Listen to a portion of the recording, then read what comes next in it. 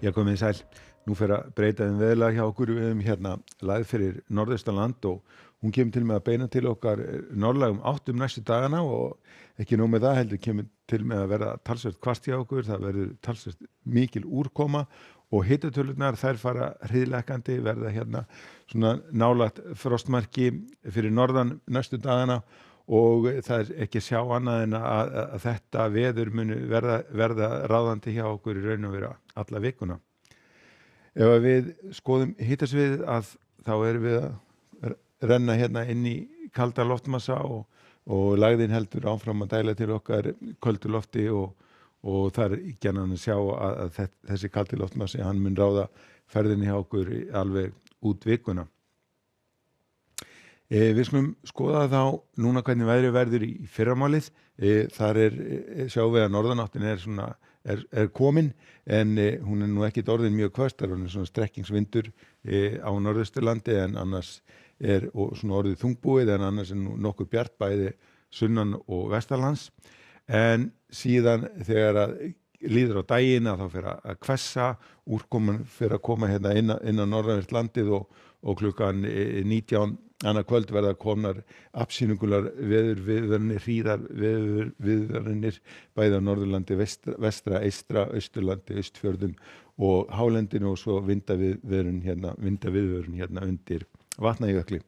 Og þetta veður verður ansi slæmt og svona sérstaklega því að nú er sumartími, við erum með hitatölurnar nálægt frostmarki þannig að þessi úrkoma hún verður þá væntanlega rigning við láglendin breytir síðan fljótt í slittu og snjókomi þannig að það getur þá farið að snjóa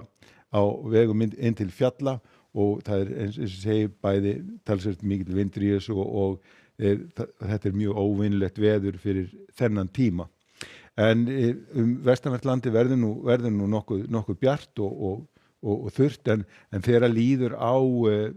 nóttina að þá munu gular viðvaranir taka gildi á vesturlandinu, norðvestan til verða hríðaviðvaranir og síðan vindaviðvaranir landið sunnanvert.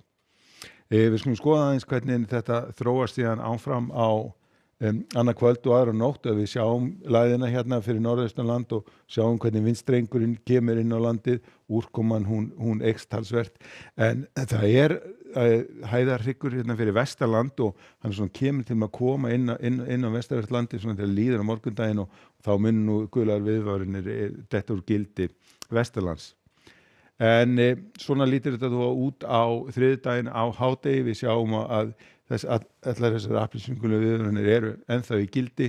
gular viðvaranir landið vestanvert og vindaviðvaranir hérna á suðvesturhorninu og Suðurlandi en eins og ég sagði að svona þegar líður á þriðjudaginn þá eiga nú þessar viðvaranir að detta úr gildi því að það mun svona aðeins lægja. En síðan ef við höldum áfram á skoðun hérna veðrið á þriðjudaginn og fram á miðvikudag að þá er hérna áfram hvasst og úrkomusamt og svo sjáum við hvernig svona kemur svona ný gusa af bæði úrkomu svona þegar líður á miðvikudaginn. En svona lítið þá þetta út hjá okkur á miðvikudaginum, það